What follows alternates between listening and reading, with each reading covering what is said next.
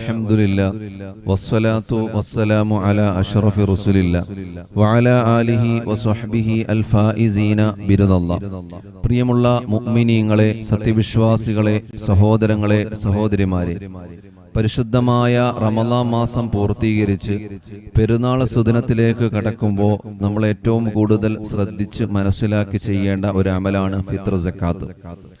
പരിശുദ്ധ റസൂൽ സല്ലല്ലാഹു അലൈഹി വസല്ലമ തങ്ങൾ നമുക്ക് പഠിപ്പിച്ചു തന്നത് ഫിത്ർ സക്കാത്ത് നമ്മളുടെ റമളാൻ മാസത്തിൽ നാം അനുഷ്ഠിച്ച നോമ്പുകളിൽ സംഭവിച്ചു പോയിട്ടുള്ള പിഴവുകൾ, തെറ്റുകൾ, ന്യൂനതകൾ, അതിന് പരിഹാരമായിട്ടാണ് ഫിത്ർ സക്കാത്ത് നാം നൽകേണ്ടത്. നമ്മുടെ വീട്ടിലുള്ള നാം ചെലവിന് കൊടുക്കൽ നിർബന്ധമായ നമ്മുടെ വീട്ടിലുള്ള അംഗങ്ങളുടെ കണക്കനുസരിച്ച്, എത്ര ഫാമിലി മെമ്പേഴ്സാണ് നമ്മളുടെ വീടുകളിലുള്ളത്, അവരുടെ കണക്കനുസരിച്ചാണ് നമ്മൾ ഫിത്ർ സക്കാത്ത് നൽകേണ്ടത്.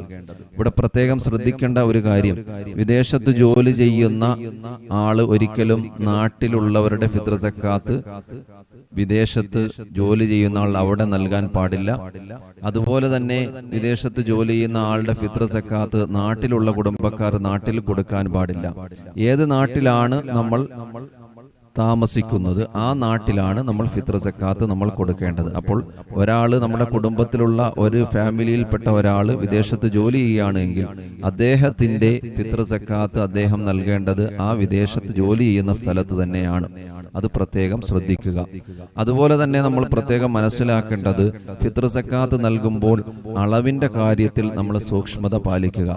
മഹാന്മാരായ പണ്ഡിതന്മാർ പഠിപ്പിച്ചു തരുന്ന കണക്കനുസരിച്ച് കിലോഗ്രാമിലേക്ക് കാൽക്കുലേഷൻ ചെയ്യുമ്പോൾ, അതായത് 4 മുദ്ദ് കിലോഗ്രാമിലേക്ക് കാൽക്കുലേഷൻ ചെയ്യുമ്പോൾ ഏകദേശം ഒരു മുദ്ദ് 650-750 ഗ്രാമാണ് ഏകദേശ കണക്ക്. ഒരു സൂക്ഷ്മതയ്ക്ക് വേണ്ടി 750 ഗ്രാം തന്നെ നമുക്ക് വേണമെങ്കിൽ പറയാം. അപ്പോൾ 750 ഗ്രാം ആണ് ഒരു മുദ്ദ. അപ്പൊ 4 മുദ്ദാകുമ്പോൾ ഏകദേശം 3 കിലോ. അപ്പൊ സൂക്ഷ്മതയ്ക്ക് വേണ്ടി 3 കിലോ അരി തന്നെ കൊടുക്കലാണ് ഏറ്റവും നല്ലത്. അത് പ്രത്യേകം ശ്രദ്ധിക്കുക. അളവിന്റെ വിഷയത്തിൽ അഭിപ്രായ വ്യത്യാസങ്ങളില്ല. സൂക്ഷ്മതയുടെ കാര്യം കൊണ്ടാണ് പറയുന്നത്. 2, 2.5, 2.25 ഒക്കെ പറയുന്നവരുണ്ട്. പ്രത്യേകിച്ച് നമ്മൾ മനസ്സിലാക്കുക, ഓരോ അരിക്കും അതിന്റെ വലിപ്പത്തിനനുസരിച്ച് അളവിന് വ്യത്യാസം ഉണ്ടായേക്കാം.